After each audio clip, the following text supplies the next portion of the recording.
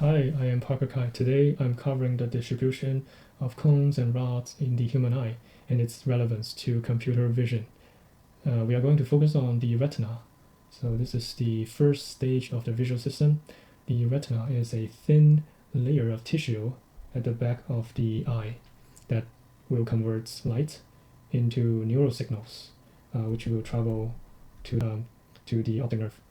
This presentation fits right between the overview of the visual system and Hugo and Wiesel's work on the visual cortex. So rods are the workhorses of low light vision. We have this comparison chart here. As you can see, there are about 92 millions of them, and they respond across the entire visible spectrum. So they are basically grayscale sensors. They are sensitive enough to detect a single photon. The trade-off is like a slow shutter speed on a camera. Rods integrate light over longer windows, which captures more photons but blur fast motions. And many rods pull into a single nerve connections, which will amplify weak signals but sacrifice spatial details. Cones, on the other hand, handle color and details. So they are only about 4.6 million, so it's a lot less in the numbers, roughly 20-to-1 ratio. But cones are faster, respond to higher spatial frequencies, and comes in three types. And we'll talk about these three types in the later slides. So in bright light, cones dominate. In dim light, we switch to rods, which is why everything looks so gray at night. So they are both logarithmic, which means we have a huge dynamic range. We can see details in the dark shadows, even when there's a bright sunlight outside. So there are three cone types. We have the S cone, which is the blue, and we have the N cone, the green, and then the L for the red. So the S cone is for the short wavelength, N for the medium, and long for long wavelength. That's how the letter came from. So they are not evenly distributed, as you can see on this graph here. S cone make up only about 2% of all the cones. So N cones are around 23%, and the L cones are the largest number of cones, which is about 64%. So when you look at the absorption curves, the red and the green response curve overlaps a lot, while the blue curve sits off by itself on the left side here. So what's surprising is that even though the blue cones are only 2% in total, we perceive blue at roughly the same strength as the red and the green. So there must be some kind of neural composition mechanism that amplify the weak blue signal to perceive it more strongly in our visual processing. So from the revolutionaries' perspective, we are likely to start it with only one type of cone, but later we split into red and green and then the blue afterwards. So I'm going to talk about the distribution across the retina for the rods and cones. So this graph on the left is the core of this presentation. It shows the photoreceptor density as you move away from the center of the retina. So this is a mapping of the retina for the receptors density and distribution. Right in the middle is the fovea. So this is the center of the eye. So there's a little dimp here at the back of the eye. That's about roughly 300 micron wide. The foveola has 0 rods, as you can see from the gray kind of a curve. And it's packed exclusively with cones, the teal color, at roughly 200 times higher density than the periphery. So this teal color shows the cone density, and you can see how it peaks in the middle at around like 1 degree, and roughly 150,000 receptors per millimeter square, and it drops off sharply as you move forward. There's a little gap here around 15 degree on the nasal side. This is our blind spot. So this is where the optic nerve connect and exits the eye, the retina. So there's no receptor here at all. Just at 6 degree from where you are looking, the acuity, so this 6 degree here, the acuity drops by 75%. That's why it has 3 to 4 saccadic movement per second, firing at a really high rapid rate, constantly redirecting the fovea towards what it needs to see clearly. It turns out the retina is a variable resolution system by design. High-res color in the center, and then wide-angle low-light detection in the periphery. So here is a simple example. If you are out stargazing at night, you might see a very faint star in your periphery vision, but when you try to look at it directly, it just disappears. The stars emits enough light to trigger your peripheral rods, but not enough for your foveal cones. So look away, it will come back.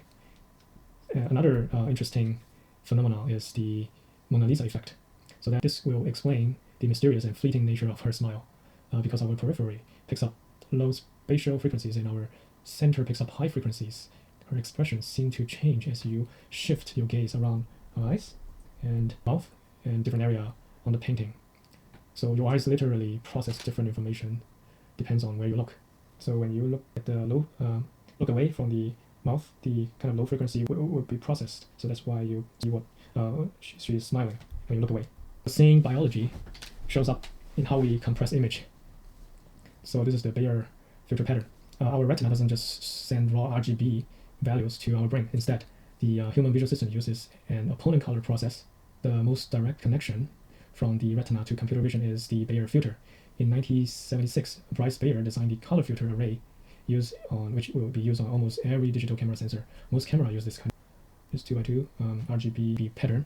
So there's 2 green, 1 red, and 1 blue. Each pixel on the sensor only captures 1 color channel. The other 2 are interpolated or made up from the neighboring pixels.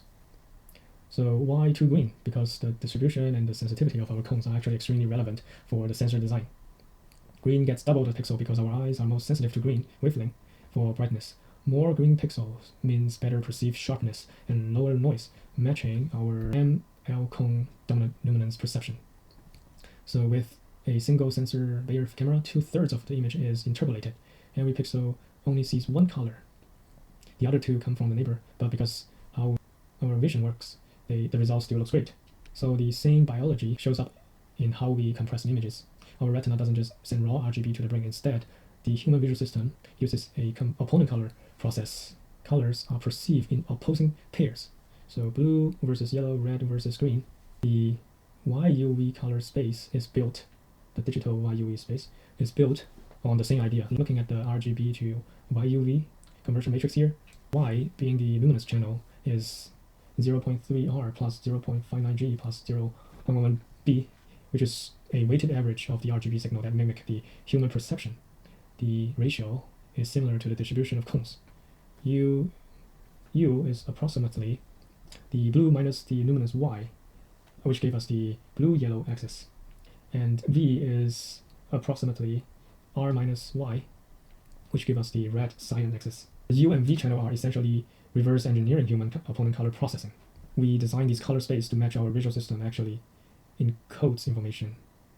You might also see this ICBCR notation here in digital standards. It's the same concept, for just the formal name used in JPEG and video codecs. So this is why the 420 chroma subsampling works so well. The luminous Y stays at full resolution, while the color drops only a quarter here compared to the Y samples. So that is removing 75% of the color data, but you barely notice. That's why, because we have way more receptor or rods for the brightness perception than cones for color. Our spatial color resolution is just fundamentally lower than the brightness resolution. So this is foveated processing. The last connection from biology to CV here. Latest VR headsets now uses the tracking to render full detail only where you're looking. So this will save 30 to 50% roughly of the GPU compute power. So you cannot tell the difference because your retina wouldn't have resolved these peripheral pixels anyway. So this works by dividing the image into high resolution or fovea area in the middle, and then a low peripheral resolution regions, just like the human retina. So this is a direct application of the same principle. Allocate resources where they matter most. So in summary, the retina is not a uniform sensor. It's an optimized system with high acuity color in the center and high sensitivity detection in the periphery. That distribution directly influences camera sensors through Bayer pattern, and image compression through the opponent color encoding, and chroma subsampling and foveated rendering in the VR. So these all trace back to the same biology of rods and cones. Thanks for watching.